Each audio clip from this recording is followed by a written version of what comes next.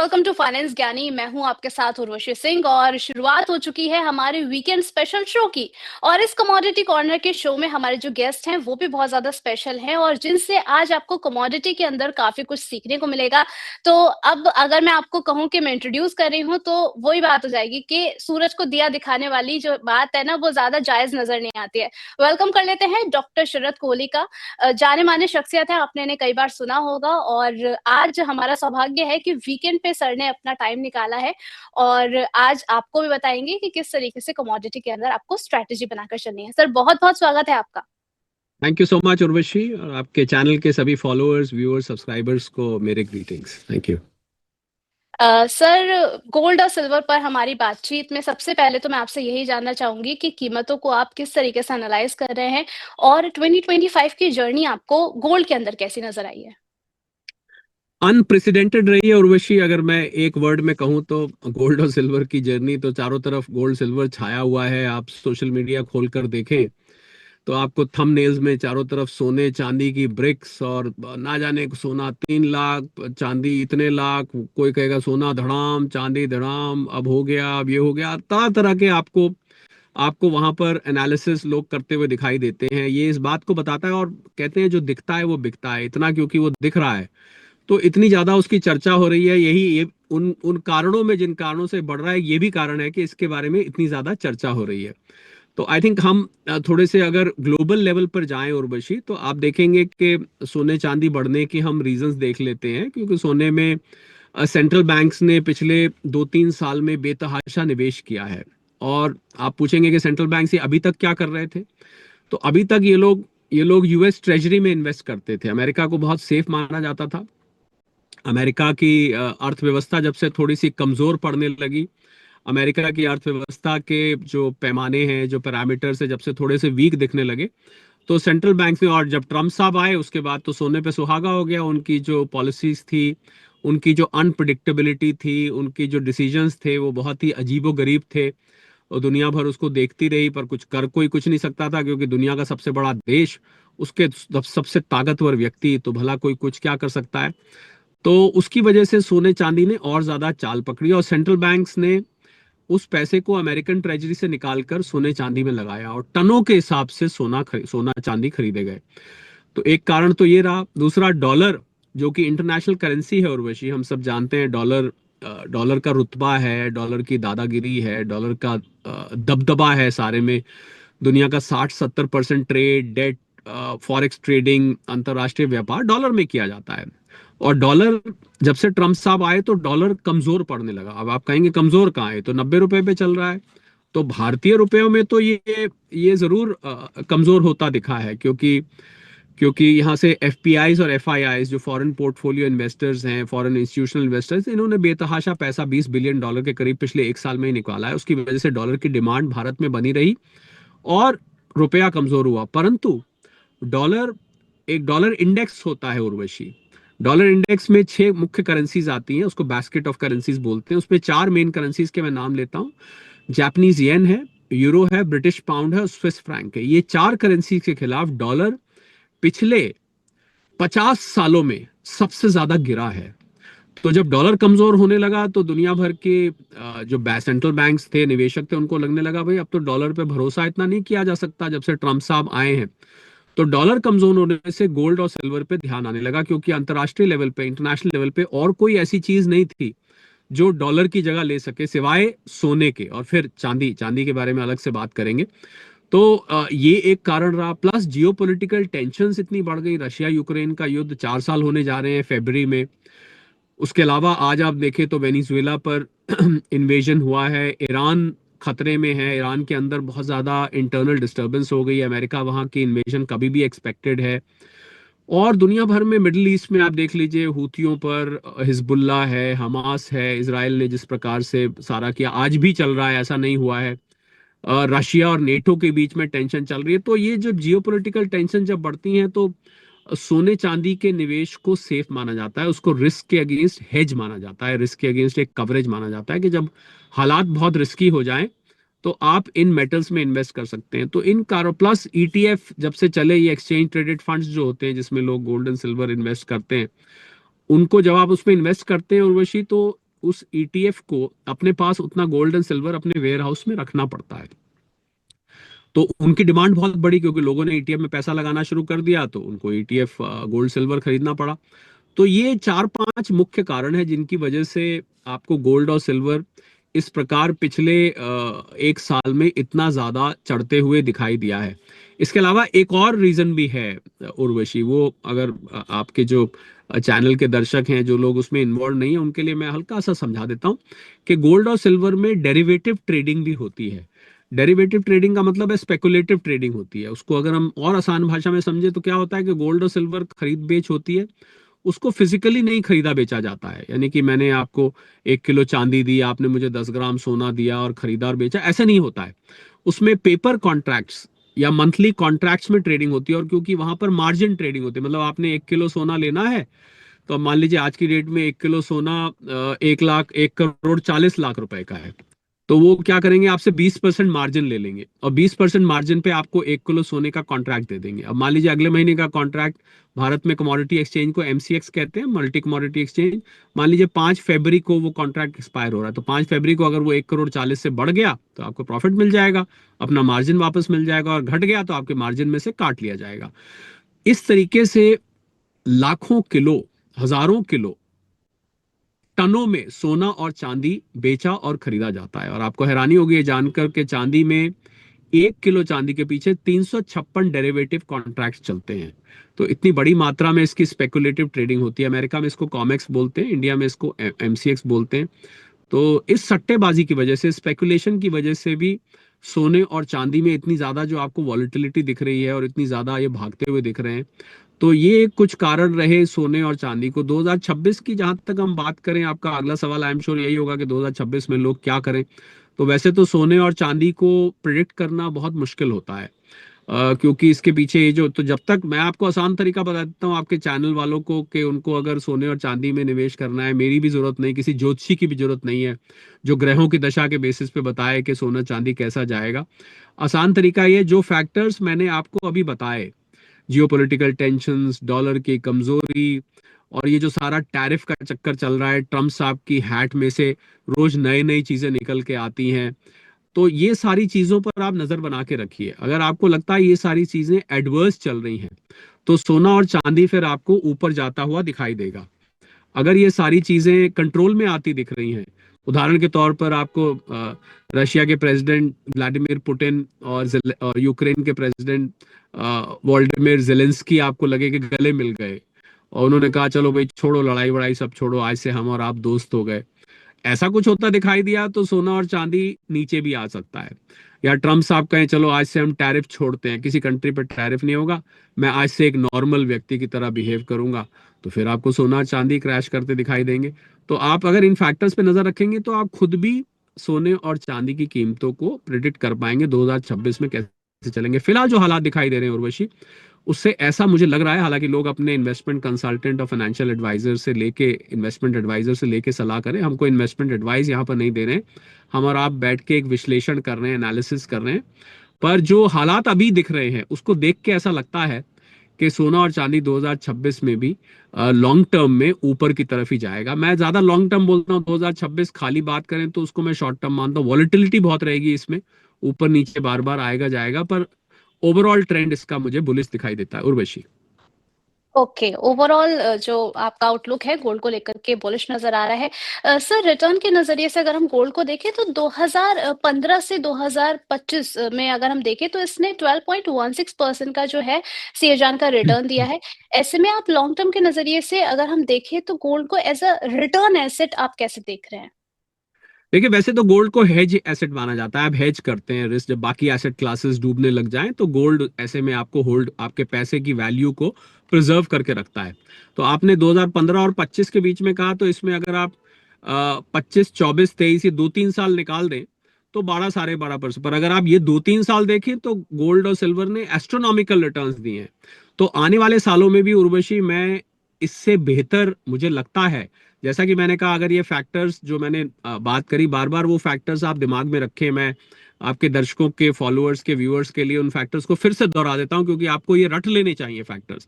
Geopolitical tensions, US dollar की कमजोरी, central banks की बाइंग, ट्रम्प्स आपके डिसीजंस, आपको ये सब चीजें, ईटीएफ की बाइंग, आपको ये सब चीजें अगर अगर खराब नजर आती हैं, ईटीएफ की बाइंग बनी रहती है, तो आपको गोल्ड सिल्वर ऊपर जाता दिखेगा। मुझे लग रहा है ये रिटर्न्स, उर्वशी, जो आपने 12 साढ़े 12% की बात करी, उससे बेटर भी हो सकते हैं अगर ये फैक्टर्स गोल्ड और सिल्वर के अनुकूल बन रहे। गोल्ड सिल्वर के क्या करें, दोस्ती यही है, इंस्टेबिलिटी, अनसर्टेनिटी, वॉर।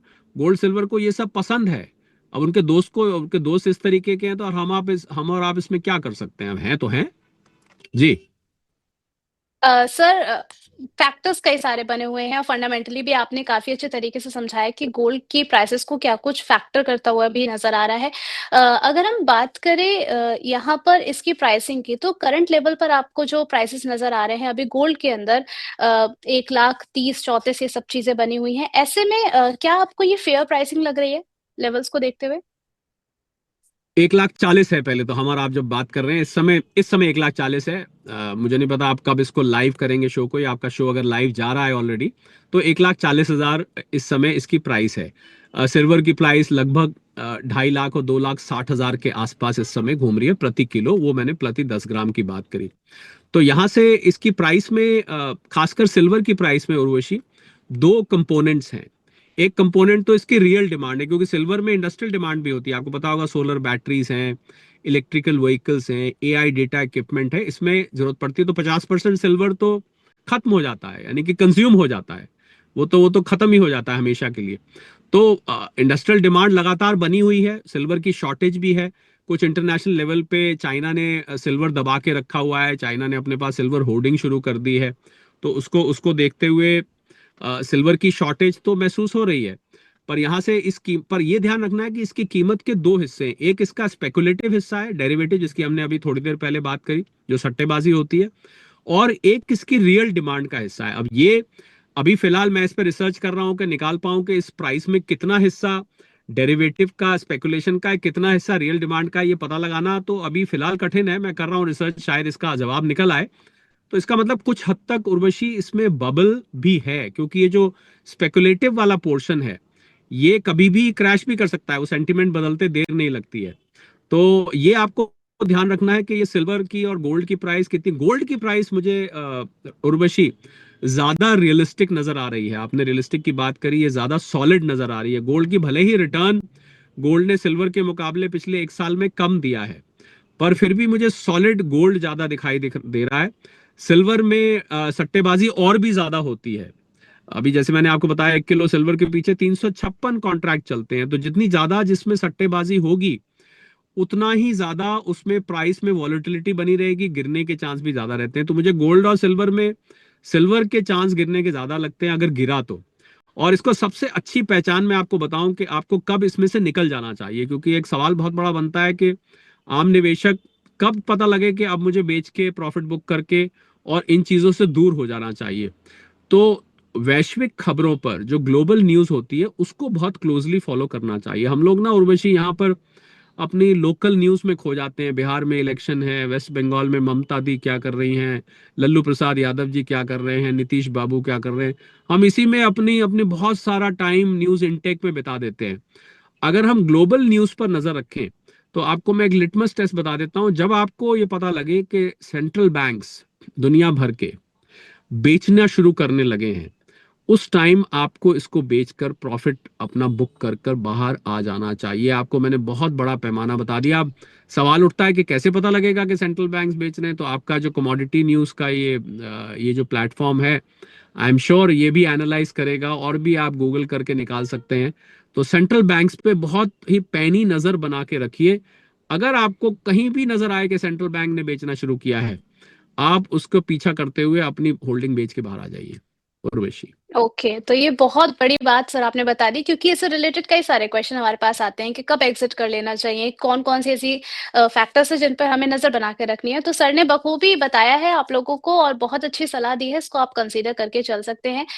सर, पिछले 1 साल के मुकाबले अगर हम पिछले 10 सालों को देखें, तो यहाँ पर सोना जो है पिछले 10 सालों में करीब 200% से ज़्यादा बढ़ चुका है।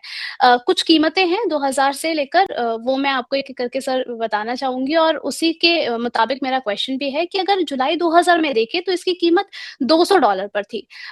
2005 में देखें तो $377 पर थी, 2010 में $1200 पर थी, 2015 में 1050 के आसपास थी, 2020 में 1777 पर थी और 2025 में अगर देखें तो 3330 के आसपास ये बनी हुई थी। सर मैं जानना चाहती हूँ यहाँ पर कि प्राइसेस में आप डिफरेंट क्या देख रहे हैं पिछले 10 सालों में और आने वाले समय में? देखिए, जैसे जैसे ग्लोबल रिस्क बढ़ रहा है उर्वशी, जैसे जैसे जियोपॉलिटिकल टेंशंस बढ़ रही हैं, और आपको एक पैमाना बता देता हूं, आपके इसी सवाल से जुड़ा हुआ है। जैसे आजकल आपको वर्ल्ड वॉर 3 का ये जो शब्द है ये ज्यादा सुनाई देते होंगे। जी। न्यूक्लियर शब्द ज्यादा सुनाई देता होगा। ये दो शब्द भी गोल्ड के दोस्त हैं। जब जब आपको वर्ल्ड वॉर 3 की बातें ज्यादा सुनाई दे अंतरराष्ट्रीय लेवल पे, आपको न्यूक्लियर शब्द ज्यादा सुनाई दे, तो समझ लीजिए वो गोल्ड के बढ़ने का संकेत है। तो ये जो प्राइसेस बढ़ी हैं, आपके सवाल में ही आपका जवाब भी छुपा हुआ है।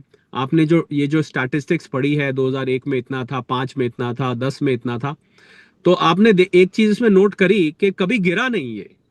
कभी ऐसा नहीं हुआ कि पिछले साल से या 4-5 साल का अगर हम फ्रेम ले तो उसमें पहले से कम रहा।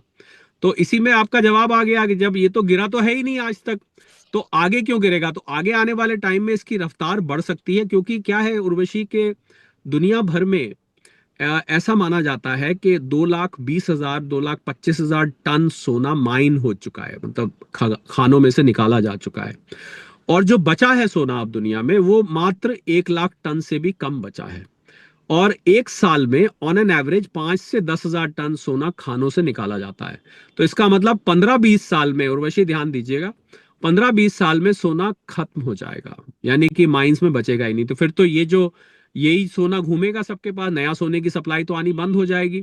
तो इसलिए आने वाले टाइम में मुझे इसकी रफ्तार और तेज होती बढ़ती दिखती है। पर यह डिपेंड करेगा, जैसा मैंने कहा, सेंट्रल बैंक्स के मूड पर। ये डिपेंड करेगा कि आगे हम वर्ल्ड वॉर 3 की तरफ बढ़ रहे हैं।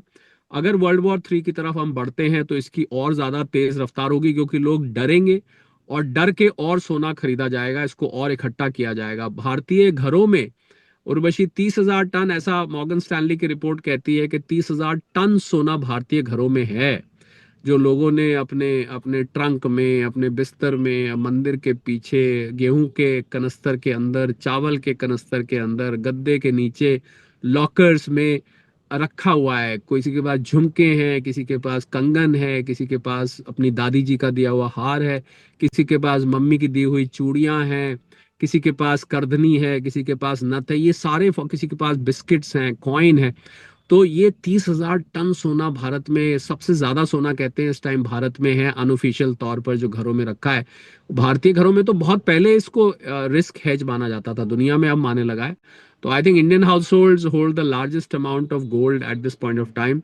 I am sure they must be feeling happy, क्योंकि सोने की प्राइस इतनी चढ़ गई है, उनके लिए तो खुशी की बात है। मुझे तो कोई ऐसा भी मिला जिसने कहा हमने 100 रुपए तोला के हिसाब से सोना खरीदा था। एक बहुत बुजुर्ग महिला थी, वो मुझे मिली। 100 रुपए तोला हमारे जमाने में बेटा सोना हुआ करता था। आज देखो 1,40,000 रुपए, सोचिए कितना गुना उनको रिटर्न्स मिला है। तो आगे आने वाले समय में, to answer your question very precisely Urvashi, आने वाले समय में मुझे लग रहा है इसकी चाल और तेज हो सकती है, प्रोवाइडेड ये फैक्टर्स जो मैंने लिस्ट किए बने रहे।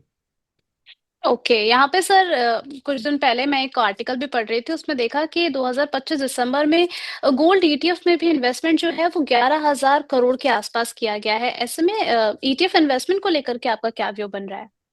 बहुत अच्छा मेथड है, क्योंकि अगर आपको गोल्ड और सिल्वर में इन्वेस्ट करना है तो आपके पास क्या तरीके हैं, आप देखिए। या तो आप हार्ड फॉर्म में खरीदेंगे, और सिल्वर को तो हार्ड फॉर्म में खरीदना और मुश्किल है, वो तो किलो के हिसाब से मिलता है। आपने 10 किलो ले लिया तो उसको आप रखेंगे कहाँ? उठा के एक जगह से दूसरी जगह ले जाने में ही दिक्कत होगी, एक कमरे से दूसरे कमरे में ही शिफ्ट करने में आपको दिक्कत होगी।